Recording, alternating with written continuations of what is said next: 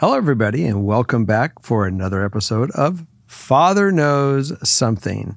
Now, I will start by saying this is number 27, and we have a couple of guests.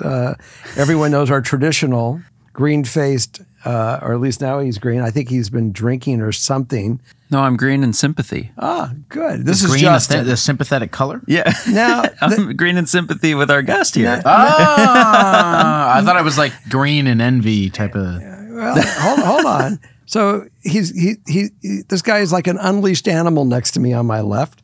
I went in our kitchen tonight and I had no idea who was in my kitchen, but I saw this green guy and he was going to be on Morgan's show. And it was interesting because as I was talking to him, I said, this man is unbelievably intelligent, even though he's in this green thing. So anyways, long story short, after he recorded with Morgan, I said, tell me a little bit about yourself. And you know, guys, I think he is the kind of fella, even though he's in his green, in his natural habitat, he has a lot of wisdom. So I asked him to join us tonight and give us a little bit of his own thoughts and commentary as these questions from the guy on my right pitches it off to the left. So this is Lyle, or otherwise we call him the Gek, and welcome. Thanks, man. Thanks for saying all those kind things, man. What is? I only know you as Morgan's dad. What is your name? That's what everyone calls me, Dad. Dad. Do you want me to call you Dad? Dad. Okay, Dad. There we go. His name's Does anyone ever call you Daddy? Well, Morgan used to call me Daddy years ago, and then I went to Morgan, and lately, in the last few years, I say, can't you just say I love you, Daddy? And she says that's too creepy. Yeah, it has changed. Yeah, I wonder around when do you think that I don't happened? know.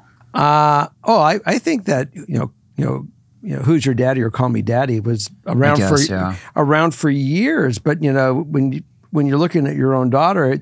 And, it's like, Morgan and I, when she was 3, we'd play a game, where's Daddy? Or, Right. No, and she'd be on my shoulders. And next thing I know is his face would pop down and be in front of me. And it was the most wonderful, cutest thing. And if you're a dad, nothing warms your heart more than when your child calls you Daddy. It's a warm, it's such a meaningful word. And I'm so sorry that people have corrupted it. There's people that like it. There's people that's like, oh, in the bedroom, call me this.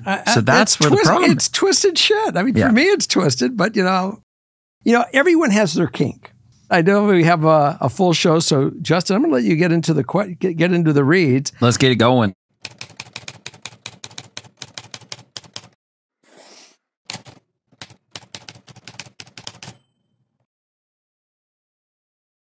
Tell us, do we have any updates? We actually have 2. Okay. Let's get into it. All right. First update. I literally almost stopped my car when I listened to the podcast at the time. I was like, damn, that happened to me too, before realizing it was my story. Thank you so much for considering my story and advice. I do have a positive update.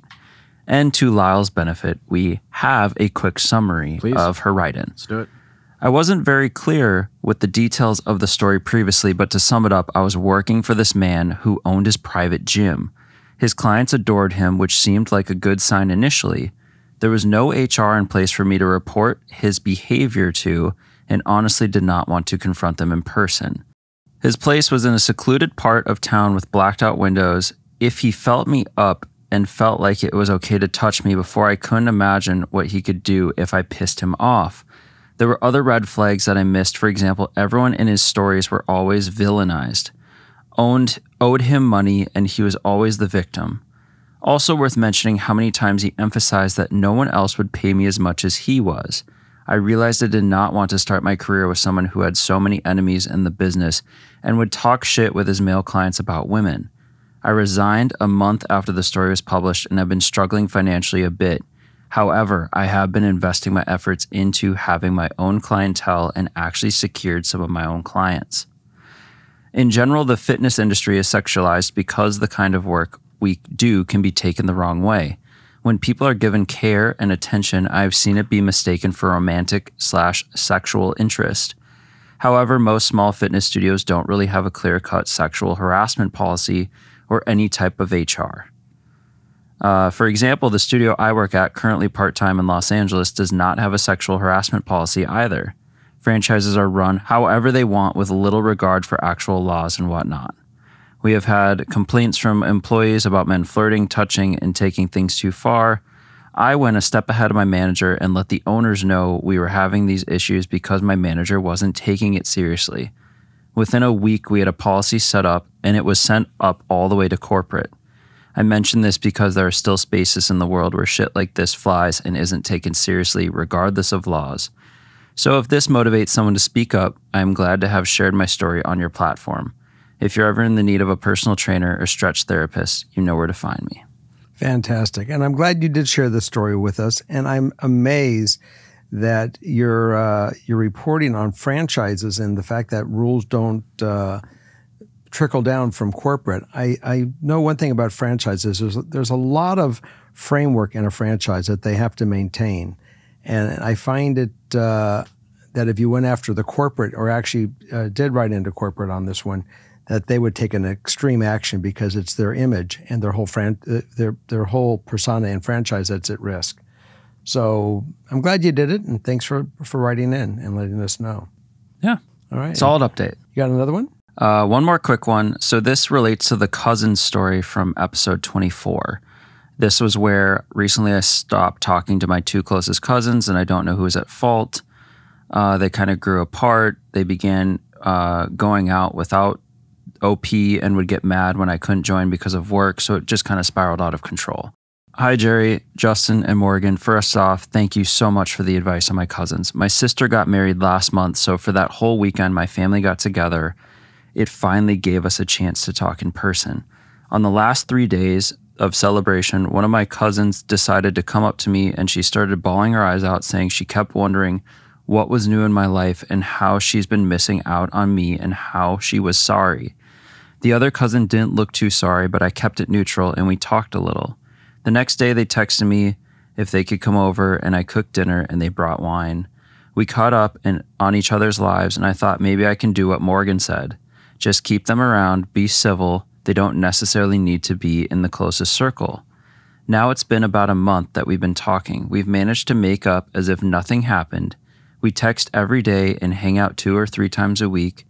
When catching up, one cousin told me her parents are going through a divorce and the other one is having problems at home, which has led to her depression along with trying out some drugs with her friends.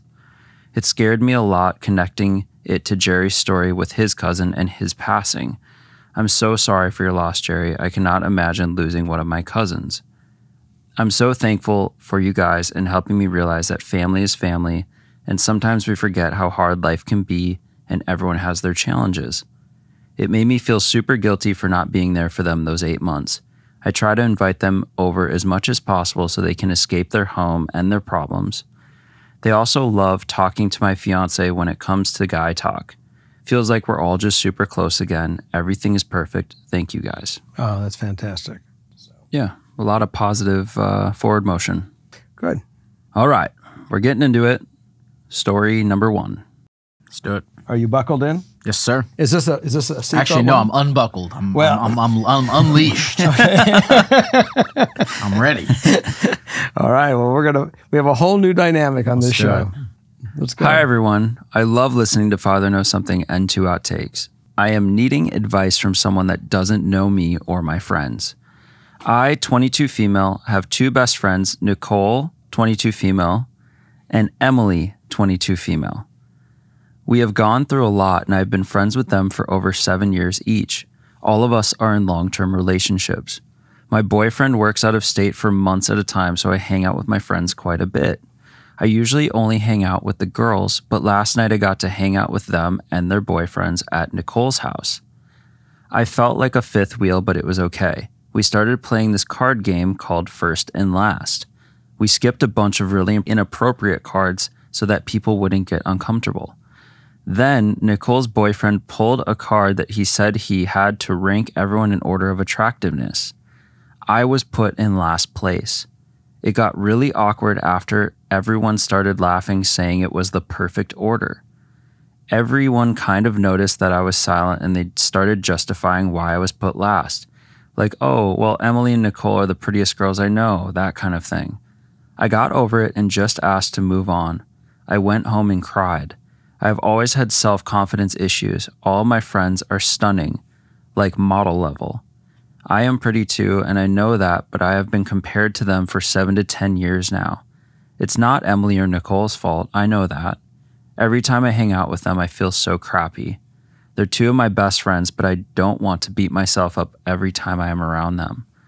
Every time we hang out with their boyfriends or family, some backhanded compliment is made to me, or I am made to feel stupid. Wow. Friends demoralizing. We're going to let you run with this one first. Oh, you want me to go first? Oh, man. It's hard to unlearn how to compare yourself to other people, especially if it's really in your face like that. Like, she's not like, going on Instagram and constantly looking at pictures of a friend. Like, this is being like shoved in her face by other people. And that's very tough. Oh man, can you go first? Yes, I can. No, I can. Having confidence within yourself really comes from you. Yes, that's what I heard too. And I would say that what makes a person truly beautiful is the person inside. Mm-hmm.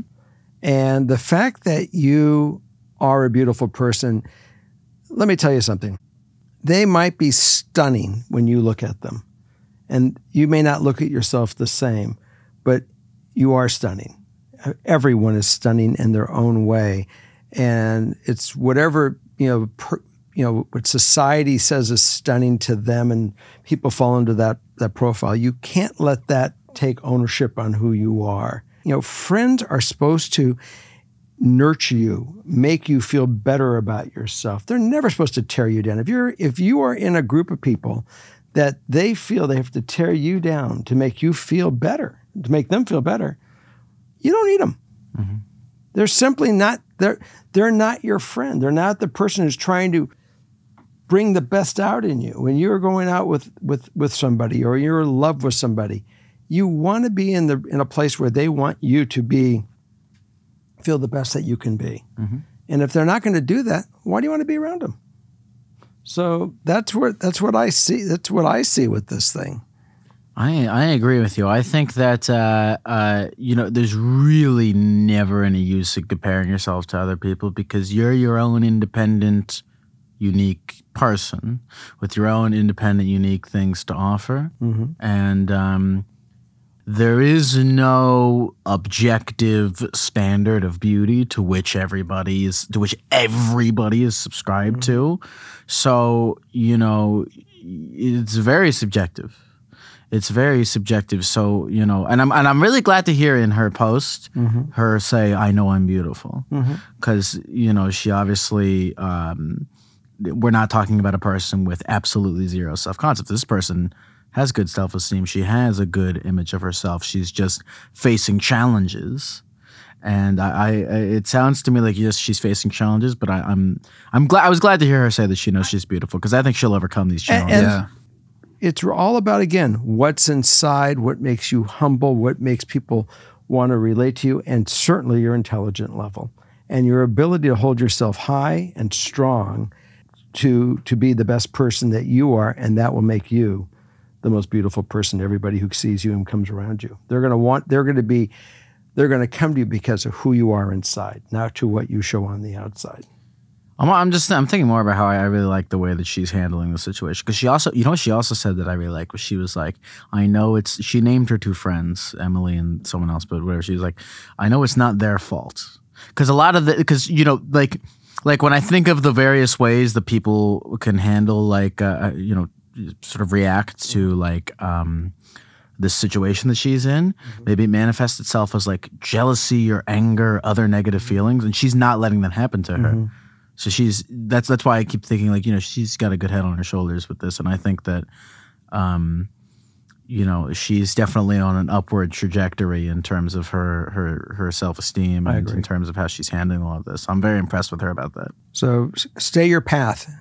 That's my advice is keep your path and your confidence, and don't let anyone take that ownership from you. Yeah, what are your thoughts? Well, through her ideal outcome and kind of the additional info She's just trying to find some peace regarding what to do. There's so much history and loyalty, but I don't want to feel so crappy around them. Advice on boundaries would help as well in this situation. And it just seems like almost in her mind, she's wrestling with the fact of potentially distancing from these two when they have been such great friends for so long. Such a hard. And I think maybe she has a discussion with them.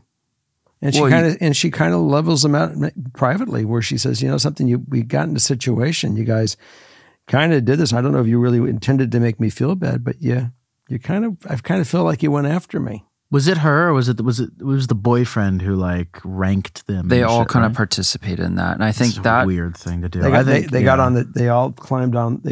Everyone got on the train, and she was on the track, and they ran her over. I agree with you. I think it would be really a show of strength to be like, "Hey guys, you hurt my feelings," And I think her friends, from the sound of it, would be receptive to that and would go, "Oh, we're sorry, we fucked up," and there would be like a healing moment in there that I think everyone could benefit. And the from. one thing that since you've never watched the show before, the one thing that I've always tried to let everyone know, when you have a confrontation, I always say keep it conversational level and handle it with dignity and with elegance.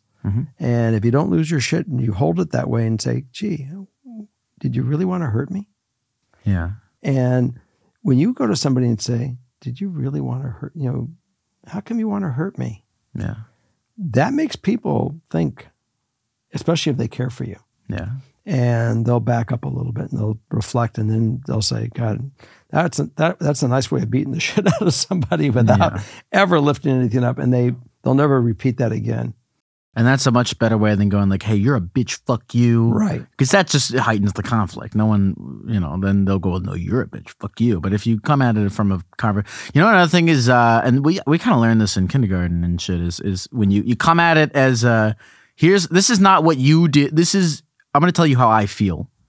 Because you can't argue with how I feel. If I say you did something, you did this, you can go, "Well, no, I didn't. But you can't argue with how I feel. So that's why that's the information that I'm going to present. Because that's just my truth. You can't say you don't feel this way. Like, well, no, I do. I like that. Yeah, and I think that kind of conversation with them will help show you the friendship aside from feeling lesser than.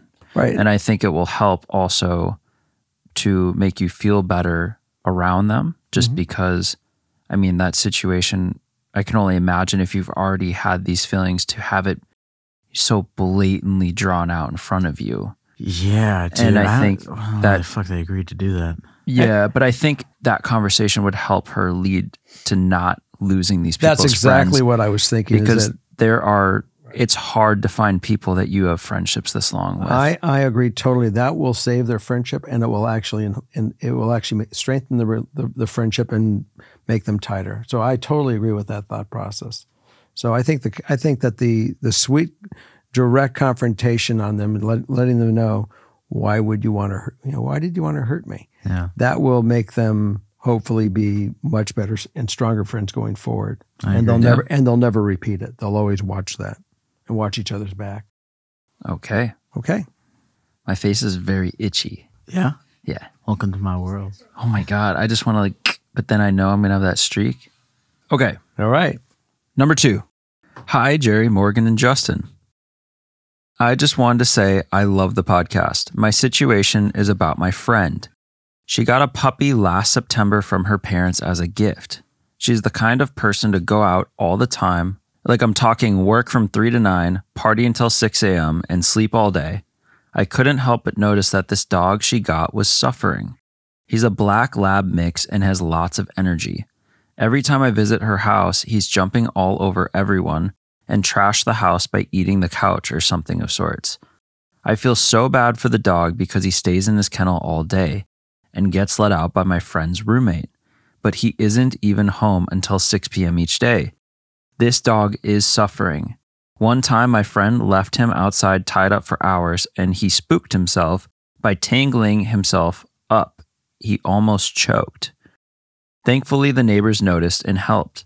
What I've been thinking about doing is calling Animal Protection Services as this dog is being neglected and has a horrible life. I'm just unsure if that's my place.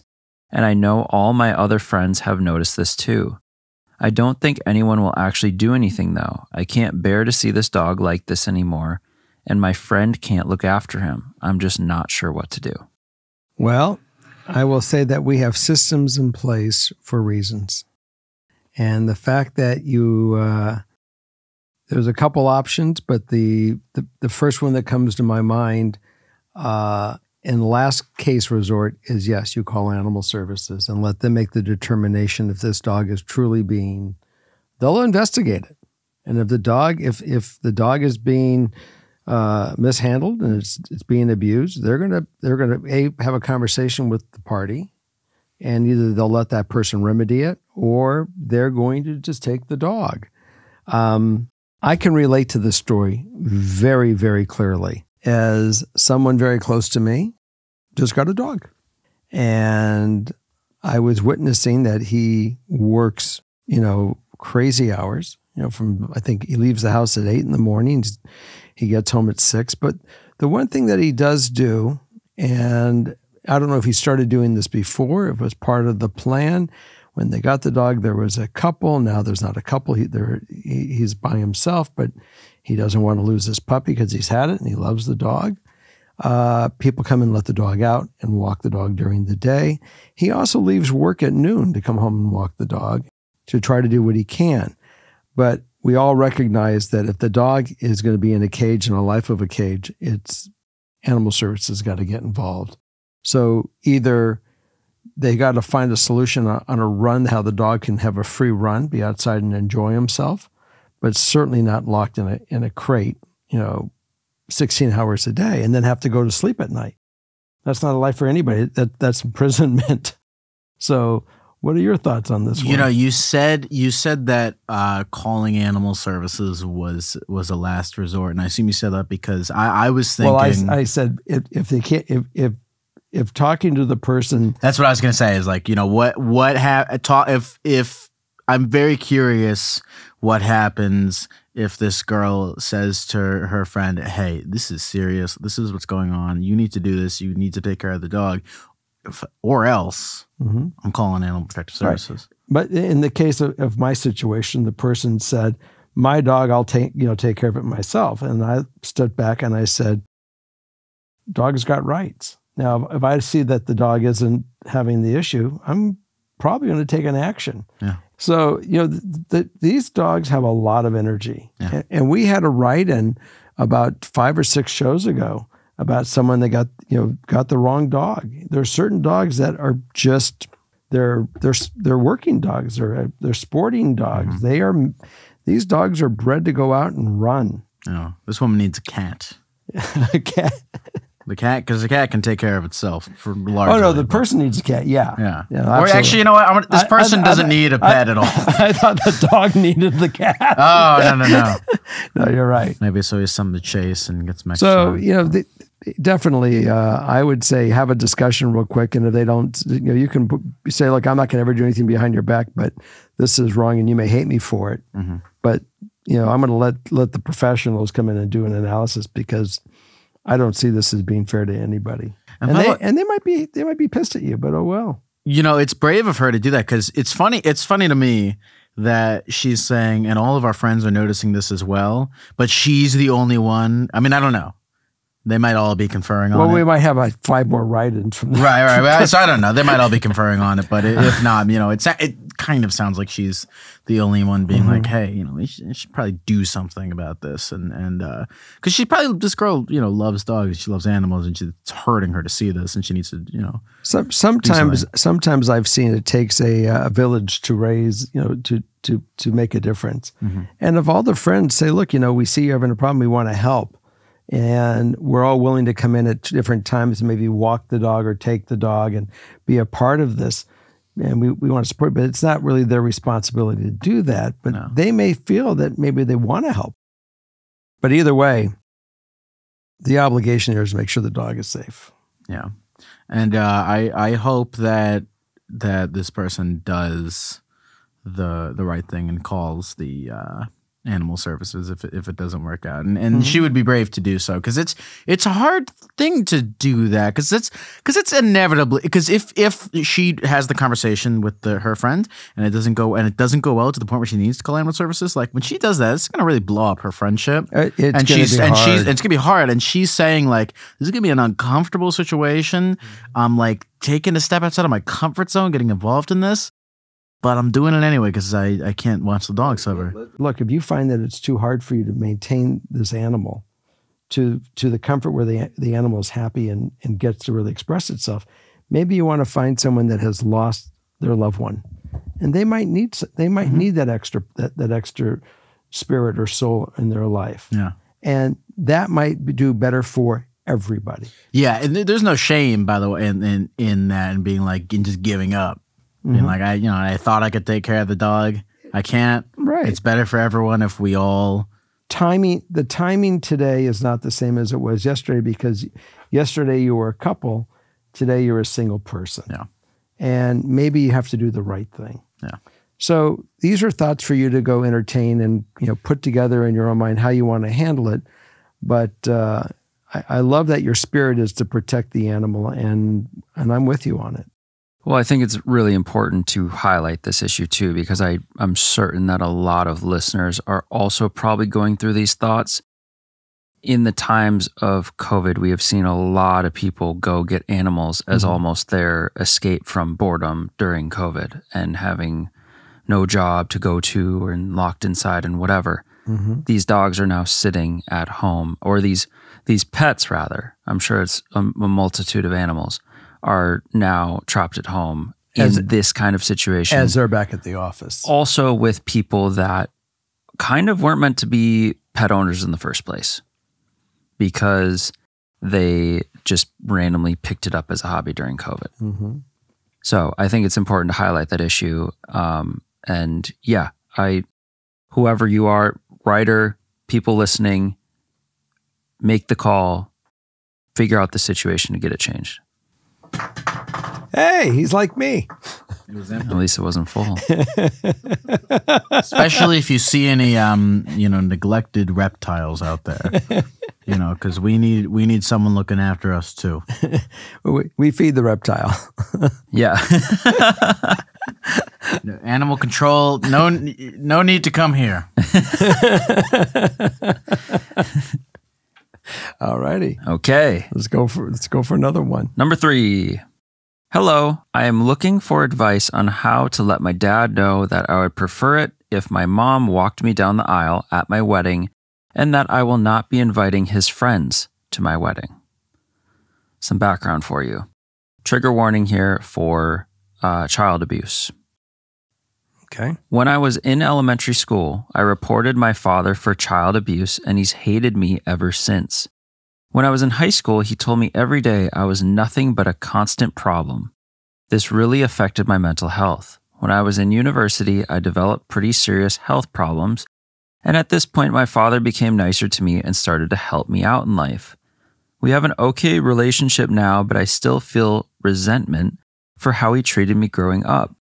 The idea of my father giving me away makes me feel sick to my stomach and causes me a lot of anxiety. I worry that not allowing him to walk me down the aisle will cause him to freak out and refuse to attend my wedding, along with preventing my mother from attending. Similarly, he is very adamant that I invite his friends to my wedding, as we grew up with their children. However, I always felt resentment towards them, as my father was always nice to them and praised them. I would like to ask my mother to walk me down the aisle, as she is the only reason I am still alive. When I was very sick, I came close to ending my life, but I didn't because of the support and love from my mother.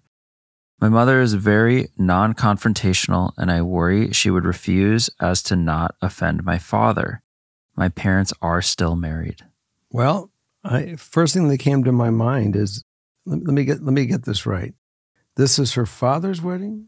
No, it's her wedding. It's her wedding. Oh, yeah, her wedding. I was thinking that too. Yeah, so I believe in your wedding, you get to write the rules of what you want, who you want, because it's your day. It's your day and the person that you are going to be betrothed. Look, I'm going to assume we've all gone to weddings, and the one thing that you want to have consistent is a happy day. And I'm sorry for your father, for whatever happened in the relationship. He's got some responsibility here. If he wants to accept that responsibility and try to work it out with you, that's great. But you can just point blank say, Dad, we're getting along better. We're trying to build our relationship, but I have issues. And the issues came from the behavior that happened with you. And you were the adult and I was a child. And if you can't figure out how to get us through that, then I'm going to have to hold my line because I want to have a nice day that day.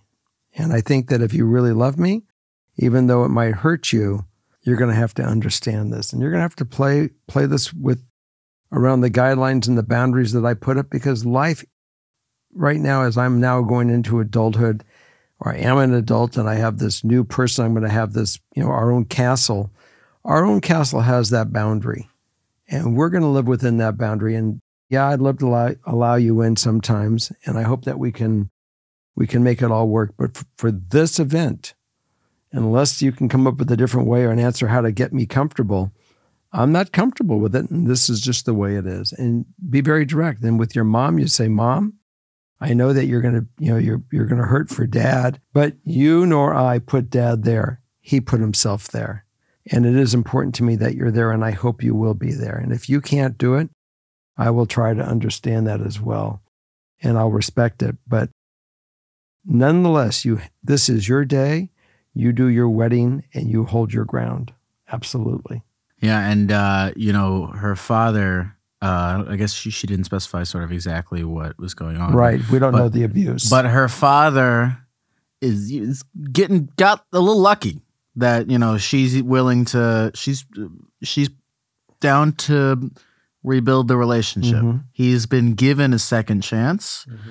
And this is kind of an opportunity to be like, okay, is he really down to play ball with me to rebuild our relationship? Mm-hmm. Because if he gets upset about this, if he doesn't understand why, I feel this way, If I tell him all these things that that you just told her to tell him, mm-hmm. and he concedes and he goes, I understand, and you're totally right, and I then okay, maybe he's down to play ball, maybe we can form a greater relationship. But if he's not, then he's still abusive. So I hope he's bright enough to just say, honey, whatever you need, I'm here to live what you want.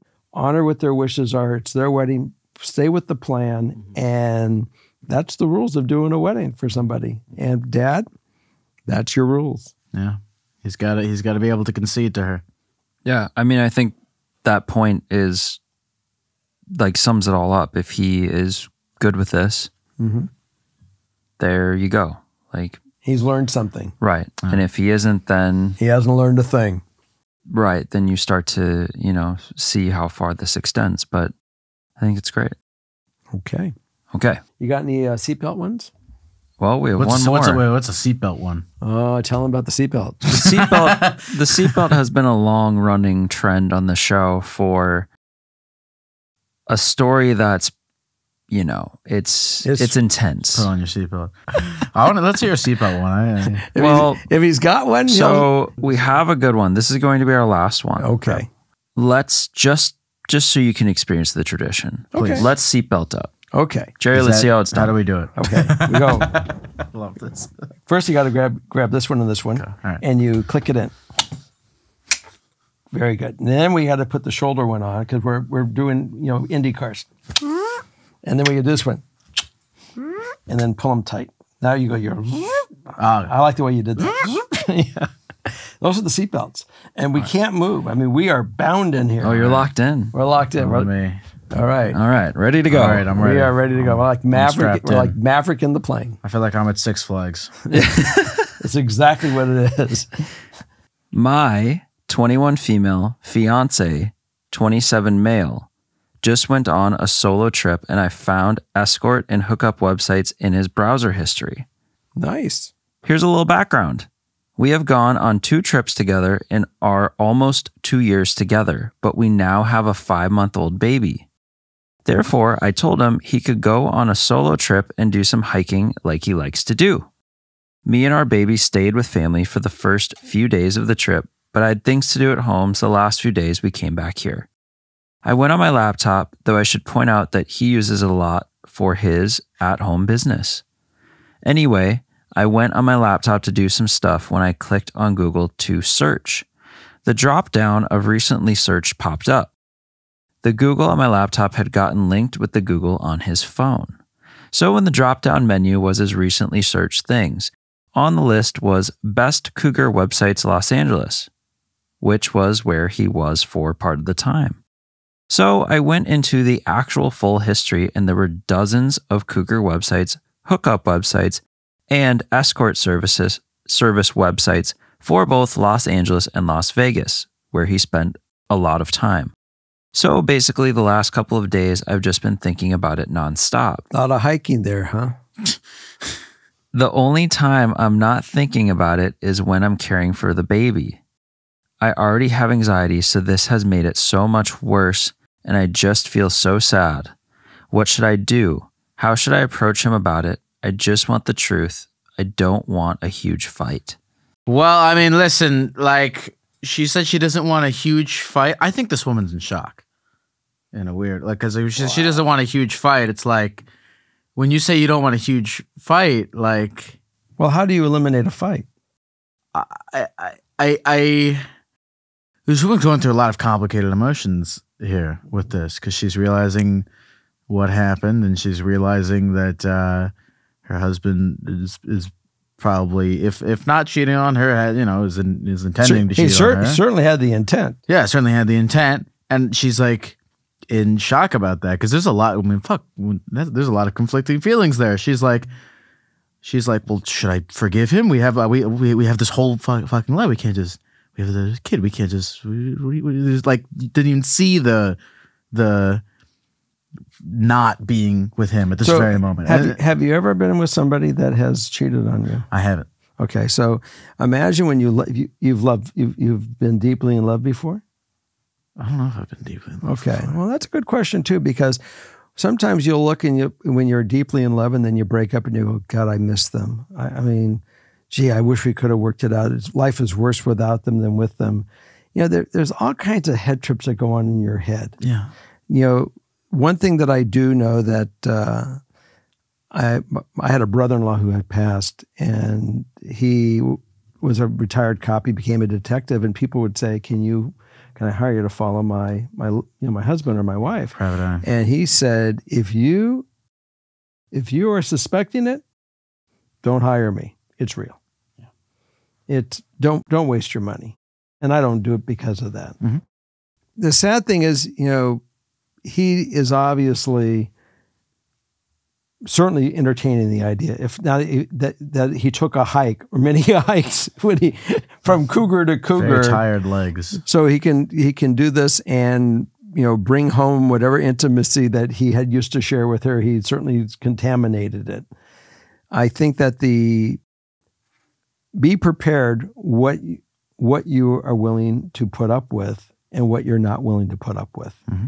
So the answer is that I would say is confront her. I mean, confront him immediately and say, of course, here's what it is. And why don't we just assume for conversation tonight that this is real. And you did go to LA and had an affair. You obviously are entertaining this concept, and it's against what I anticipated my marriage to be. Lying to me is going to be worse, because lying to me is going to confirm the fact that I can't trust you. If you're clean with me, at least we're getting rid of the first burden, the lie, because you lied by doing it. You lied against our vows or whatever our relationship has been defined. Because I say that because if she was totally cool with him seeing other women and people, then she wouldn't be saying, I went on his phone and saw this. She would know about it. So I'm going to assume that she didn't say we're going to have an open marriage. I'm going to guess that it was not. So that's why I say that she's got to really point blank, bring it out there, put it on the table and say, now what are we going to do about it? Because either you're going to be okay with it for a while and say, I can accept this as a lifestyle, or I can't. Yeah, that's the big question. What are we? She goes to him and goes, "What are we gonna do about this? We got a kid. We got a life. Can't just. What are we gonna just crumble it down?" I mean, it's the thing is you want to tell this woman like, "Well, he's cheating on you, point blank. Okay, break up, leave, do the whole." But there's a lot of conflicting fucking emotions there. There's all kinds of stuff. Is there the on. potential? This might sound like a devil's advocate, but is there the potential that he likes the pretend and likes the thought of doing this, so he looks it up as if it's this fantasy, but he doesn't actually go through with it? One of the 4 agreements: don't assume. So have the conversation. See, although I will say, if she has the conversation with him, and he says, well, I just like the fantasy of it. Right. I just Google it, and then she has to confront. Is he fucking with me? Right. Just decide whether or not she believes this. Well, let me multi-level. Let me ask you the question: how would he have felt if he, saw her fantasy that she was the cougar, and she is out looking for 19-year-old guys to go, please her and drive her home, and she can say, then I guess it's okay that I have the fantasy and I'm going to go. I mean, there's always the other shoe. And I can guarantee you he would not be too happy about the fact if he found out that she was going, she was on the website, even though it's only a fantasy of hers. We just don't know. And so that's why I think that if she confronts him really openly and not lose her shit, not come at him, with a vase that, she's screaming and yelling, but she's got to really hold her crap together. You got to really hold your shit together, lady. When you sit down with him and say, we don't have to hide it. It's here. Yeah, it's real. Why don't we just? What's the deal? Why don't we just talk about it? Because we're supposed to be best friends. I really want to hear what the result of her talking We to her husband. We do get the updates. We don't have it. Okay. No, we don't. But we're going to ask her to write us back the update. I want to hear the update. And when we do get the update, when we go live, I'll call you in. Okay, call me in with the update, and we'll all react together. Okay, call me in with the update on this. I think that would be great. But I definitely want you to open a dialogue. I would recommend to open this dialogue just the way that we're saying. You got to be calm. And let's just see how it plays out with that early conversation. And how long she didn't say how long ago this happened, did she? I think it was recently. Because this is something, like I said, I still think that when she said, I don't want there to be a fight, I'm just like, she's like in shock. I don't think she's fully like. Oh, how would she not be in shock? Because the writing's like, feels like it's on the wall. So I'm curious, Lyle, how would you, if you put yourself in this situation and you're her, how do you respond if he comes back and just says, nope, nothing happened? It's the hardest thing about it's cool that I like this as a challenge because on my show I'm like asking more questions than I am articulating my thoughts on things, and this is like I can't ask people follow-up questions, and I like the challenge of that. But with this guy, I would just have to I would have to know him. I'd have to hear the way he said it. There's so many factors that would determine what I do, and that's why I can't give an answer. So that's why it'd be interesting if you stay calm. Yeah. I go back to her again. Stay calm. Have the conversation, and you better and say, look, if I'm going to assume you did it, so let's talk about where we are right now. And let's have a little reunion on it. We'll call you in. I'm down. I want to hear this update. So that's it. That's what I feel on this one. That's what we got. So thanks for joining us again for this show. And most importantly, Geck, thanks for staying a little late. I know you're with Morgan, and I loved having your input. We'll come back and we'll do more of these. Of course. Thank you so much for having me. Why don't you tell us a little bit about your show? I do a show. It's called Therapy Gecko, and it's a little bit like this where people call in and they don't always have problems. Sometimes we just have very casual chit-chat about their lives and stuff, but it's nice. It's lighthearted. Sometimes it's funny. Sometimes it's weird. Sometimes it's horribly depressing. You can find it on the same app that you're listening to this podcast on, whether it's Spotify, Stitcher, Apple Podcasts, whatever it is. It's called Therapy Gecko. And I'm also on YouTube, Therapy Gecko. Search Therapy Gecko on YouTube. You'll see pictures of my face. Search Therapy Gecko on Instagram. My handle on there is Lyle, the number 4, ever. If you just Google Therapy Gecko, stuff will come up.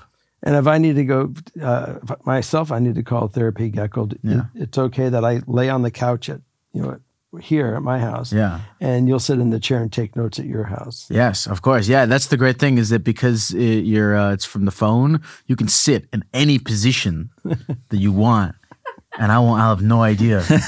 You could be sitting on the toilet, and we can have those intense conversation about your parents. Well, we all look forward to. I'm going to listen to your show now, and you're going to go hear my show, and I'm stoked. And now we're friends for life. Again, this is the end of number 27. We'll look for you on 28.